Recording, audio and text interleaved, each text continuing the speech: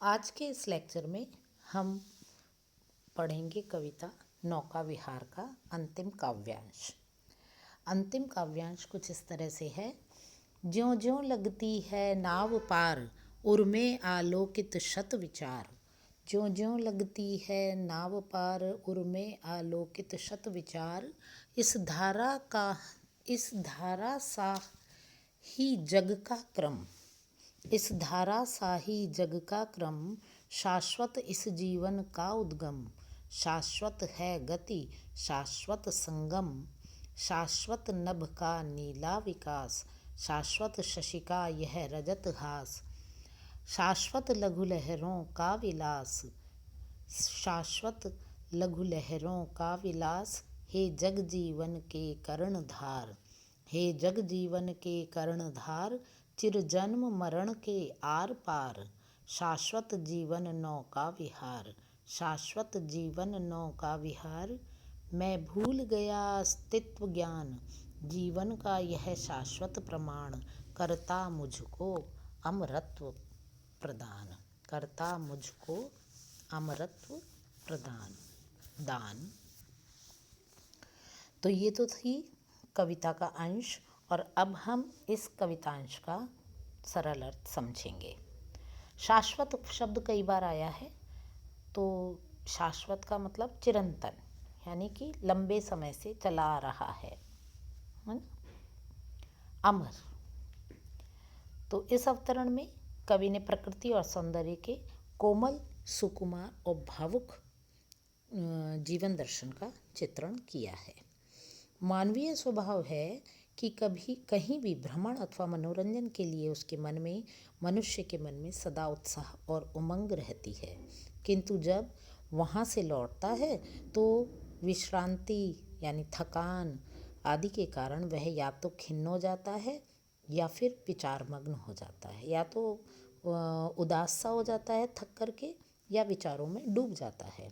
ऐसे में कवि कहते हैं कि ज्यों ज्यों नौका किनारे की ओर बढ़ती है, त्यों त्यों वैसे ही वैसे मन में सैकड़ों प्रश्न उठते हैं। गंगा के प्रवाह को अबाध गति से अनादिकाल से बहता समझकर कवि का विचार और भी पुष्ट हो जाता है। कवि का यह मानना है कि जिस प्रकार यह धारा है, संसार की प्रक्रिया भी ठीक उसी प्रकार है। धारा उद्गम का प्रतीक होती है, धारा का उद्गम होता है और उसके बाद वह विकास पथ की ओर बढ़ती है और अंत में असीम आनंद सागर में लीन जिस तरह से हो जाती है। ये तीनों ही स्थितियाँ अपने जीवन की तरह हैं। मनुष्य पैदा होता है, इस संसार की धारा में बहता है, बहता पलता बढ़ते जा कर के एक दिन अंत में उसी में मिल जाता है। उद्गम से पूर्व भी इसकी स्थिति है और इसी प्रकार संगम के बाद भी उसका अस्तित्व नहीं मिटता है, मतलब मानवीय जीवन का अस्तित्व बना रहता है।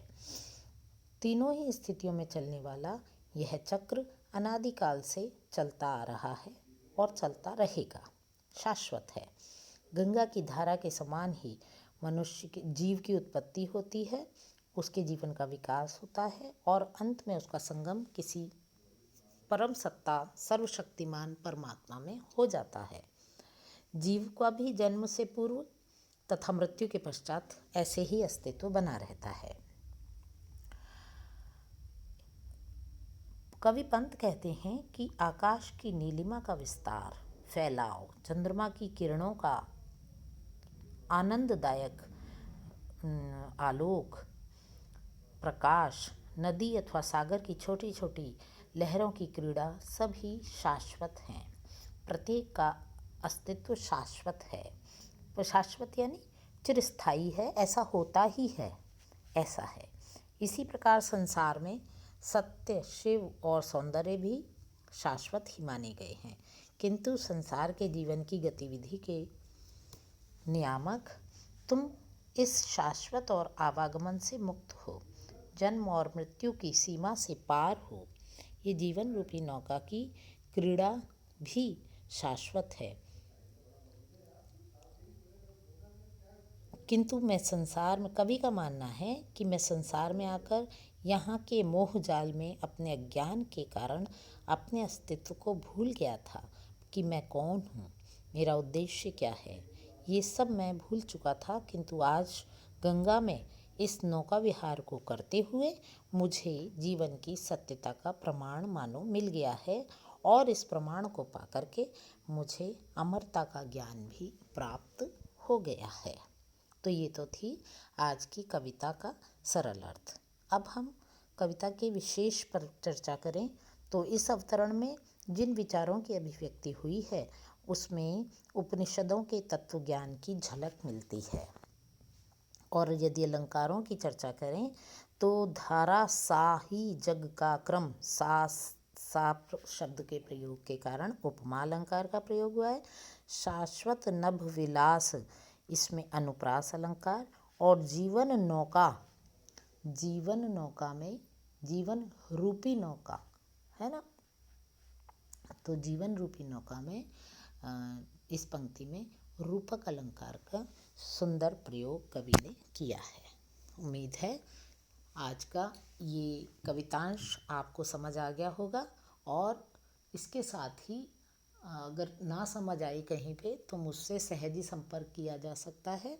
और इसके साथ ही ये जो नौका विहार कविता है ये हमारी पूरी होती है।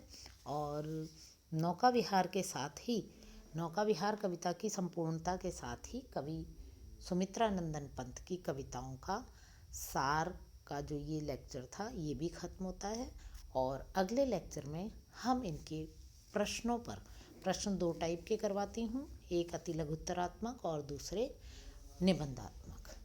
तो अति लघुत्तरात्मक, लघुत्तरात्मक और निबंधात्मक प्रश्नों के 2 लेक्चर होंगे।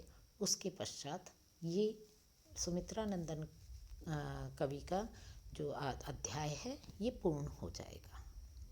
अगले लेक्चर में मिलते हैं, तब तक के लिए धन्यवाद।